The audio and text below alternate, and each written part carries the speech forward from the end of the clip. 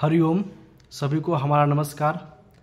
और आज आप सभी का स्वागत है अपने विद्यालय के यूट्यूब चैनल सरस्वती विद्या मंदिर +2 स्कूल औरंगाबाद पे। और आज हमारे साथ हैं जितेंद्र सर, जो इसी विद्यालय में हिंदी साहित्य पढ़ाते हैं। बहुत ही शानदार साहित्य पढ़ाते हैं। तो जैसा कि सर हम लोग देख रहे हैं कि बोर्ड का एग्ज़ाम काफ़ी करीब आ गया है, कुछ ही दिन बचे हैं। तो बच्चे बोर्ड के एग्ज़ाम में हिंदी में अपना बेहतर प्रदर्शन कैसे करें, इसके लिए आप क्या बच्चों को सुझाव दीजिएगा सर? हरिओम। देखिए, हिंदी के संबंध में प्रश्न है। बोर्ड की परीक्षा के अंतर्गत ये प्रश्न किया जा रहा है। तो हिंदी के प्रश्न पत्र 4 खंड के होते हैं, उसमें 4 खंड होते हैं। इसमें बच्चे का सर्वांगीण मूल्यांकन कहिए, चूँकि भाषा है, इस दृष्टिकोण से सर्वांगीण मूल्यांकन बच्चों का बोर्ड की इस परीक्षा में किया जाता है।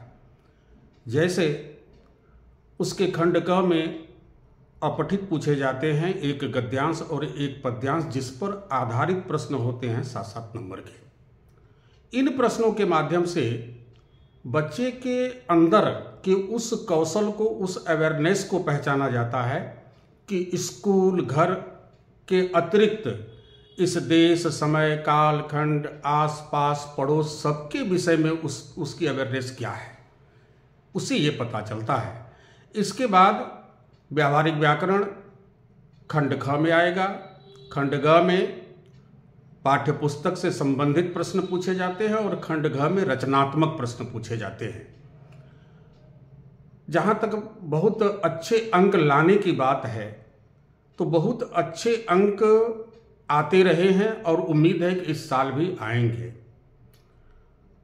सबसे पहले तो जरूरी है कि बोर्ड की परीक्षा का कोई तनाव विद्यार्थी के मन पर हावी ना हो, और इसके लिए विद्यार्थियों को पूरी तरीके से बताया जा चुका है कि जो भी प्रश्न का आएंगे, जिन भी प्रश्नों का सामना आपको करना है, उससे भी अच्छे और बेहतरीन प्रश्नों को आप इस स्कूल की परीक्षाओं में कर चुके हैं, इसलिए तनाव लेने की कोई ज़रूरत नहीं है। दूसरी स्थिति होती है, जो भी बच्चा 90+ करता है, उसमें से सारे बच्चे खंड ख के जितने निर्धारित 16 अंक हैं उसको जरूर प्राप्त करते हैं। और तैयारी के क्रम में बच्चों को मेरा यह निर्देश है, और आज के परिप्रेक्ष्य में यह निवेदन भी है कि जब भी वो काव्य खंड जो उनके पाठ्य पुस्तक में है या गद्य खंड जो उनके पाठ्य पुस्तक में है, जब उसको वो तैयार कर रहे हैं, पढ़ रहे हैं, तो व्याकरण को साथ साथ दे करके चलें। अर्थात वाक्य कोई आता है तो उनके दिमाग में यह प्रश्न तुरंत आना चाहिए कि अगर अब मेरे प्रश्न पत्र में यही वाक्य आया और मुझसे पूछा गया कि ये वाक्य के कौन सा भेद है, तो उस बच्चे के दिमाग में रहना चाहिए कि ये सरल वाक्य है, मिश्र है या फिर संयुक्त है।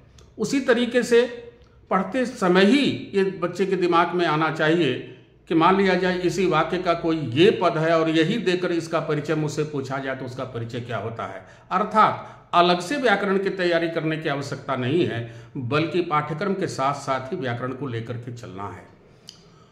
सबसे बड़ी बात होती है, किसी भी विषय कोई भी हो, चाहे वो भाषा हो, चाहे वो मैथमेटिक्स हो, चाहे वो साइंस हो, विषय कोई हो, बच्चा वही अच्छा करता है जिसके अंदर कॉन्फिडेंस बहुत बढ़िया होता है, आत्मविश्वास बहुत बढ़िया होता है। और उस आत्मविश्वास को बढ़ाने के लिए आज के परिप्रेक्ष्य में 15 फरवरी से परीक्षा शुरू होने वाली है। आज हम लोग 4 फरवरी है, कुछ ही दिनों के बाद परीक्षा शुरू होगी। तो वैसी सूरत में जो तैयारी बच्चे कर रहे हैं, अधिक से अधिक मॉडल पेपर बनाएंगे, और जब मॉडल पेपर बनाएंगे और सही बनाएंगे, तो 1 दिन, 2 दिन, 3 दिन के बाद ही उनके अंदर का वो कॉन्फिडेंस जिसकी आवश्यकता बोर्ड परीक्षा में जाने की होती है, उनको हो जाएगी।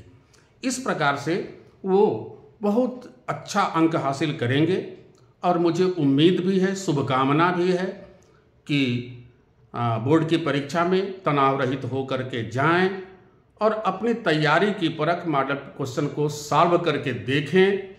जो थोड़ी बहुत आपको कहीं दिक्कत परेशानी होती है, उसको देख लें, ज़रूरत पड़े तो हम लोगों से मिलें, पूछ लें। आपका रिजल्ट बहुत अच्छा